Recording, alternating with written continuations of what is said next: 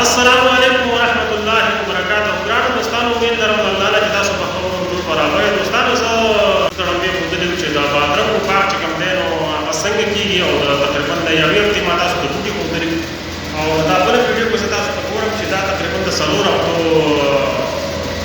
بوټي دي او دې چې کوم دی دا بادرنګ نیولي دي، دا چې کچا کچا دا ګلونه ګورئ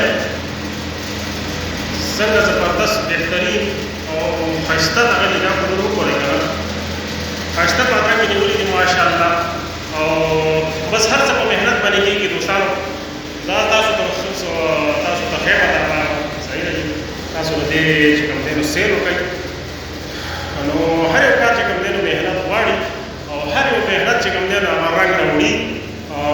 داسې یو داسې کار به نه وي چې په هغې باندې سړی محنت وکړي او هغه ضایع لاړ شي. نو هر کار چې کوم دی نو د زړه په لغمنې کوئ، د زړه په مضبوط ارادې سره په الله باندې توکل چې په کوم کار کوي نو هغه الله پاک چې کوم دی نو کامیابۍ طرف ته بوځي. نو تاسو کتئ چې دا څنګه زبردست باغ دی، ښکلي بادرنګ یې نیولي دي او د ډېر منافع بخش کاروبار چې کوم دی نو دا دی.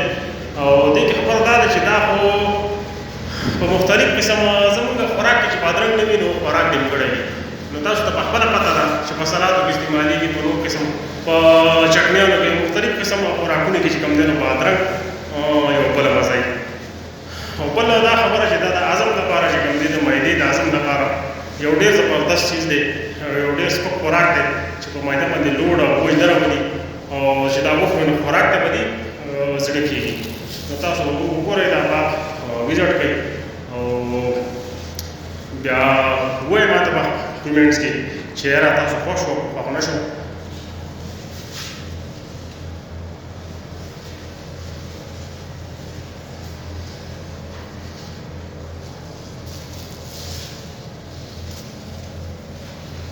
دا وګورئ دوستانو،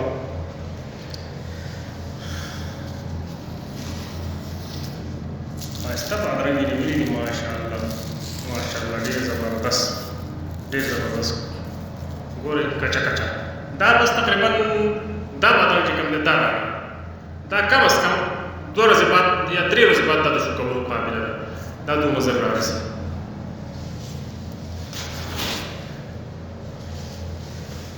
او دې دپاره چې کوم دی نو خپلې حفاظتي سپرېګان چې کوم دی هغه هم دي او د طاقت لپاره هم د دې د بیان دي. او بل دې ته اوبه چې کوم دي نو ضروري دي. او اوبه هر وخت چې کوم دی نو دې ته ځمکه خلده پکار دي. تاسو کتئ شئ دا پیپونه لګېدلي دي، دوه پیپونه لګېدلي دي، یو بوټی هغه سایډ باندې دی، یو بوټی دې سایډ باندې او د هر یو بوټي خواته چې کوم دی په پیپ کې د اوبو سورې دي. دا تاسو کتئ شئ زما ونیشه مکاري دا کتئ شئ دا سورې صحیح ده جي ماشاءالله ډېر زبردست ډېر ښکلی.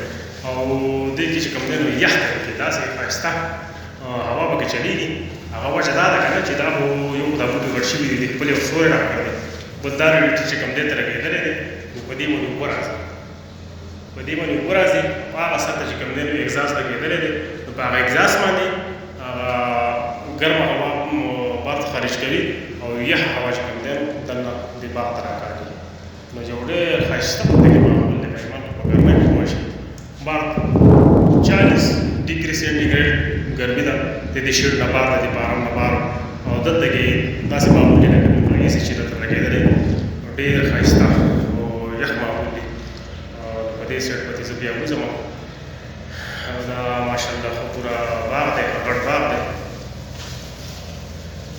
نو دوستانو خبره دا ده چې دلته کې اصل کمی د اوبو او اوبه پوره کول چې کوم دی نو دلته کې ګران دي، ځکه دلته خو که بارانونه وشي چېرې نو بیا کویانو کې اوبه راځي ډېر وخت پورې کار کوي. کله چې بارانونه ودرېږي نو بیا کویانو کې اوبه هم نه وي نو دې خلکو ته غټ تکلیف وي. بس د باغاتو لپاره اوبه چې کوم دي نو هغه سرکاري نه شي پوره کولی. د خوراک لپاره خو سرکاري ریڼونه لګېدلي فلټر اوبه څښي خلک. نو زموږ په پاکستان کې خو د اوبو ماشاءالله هېڅ کمی نشته او خوړونه دي، سیندونه دي مختلف قسم، خو محنت به څوک وکړي، زړه به دونه څوک وکړي چې هغه خپل لاس په باندې خپل مهنت وکړي او د حلال رزق لپاره سره وسیله جوړه زیری جوړه کړي. نو دوستانو دا به د نننۍ ورځ ویډیو خوښه شوه نو زما چینل سبسکرایب کړئ، ویډیو لایک کړئ، کمنټس کې خپل رایه ضرور ولیکئ. د راتلونکي ویډیو ګورئ. د الله په امان. السلام علیکم ورحمۃ اللہ وبرکاتہ.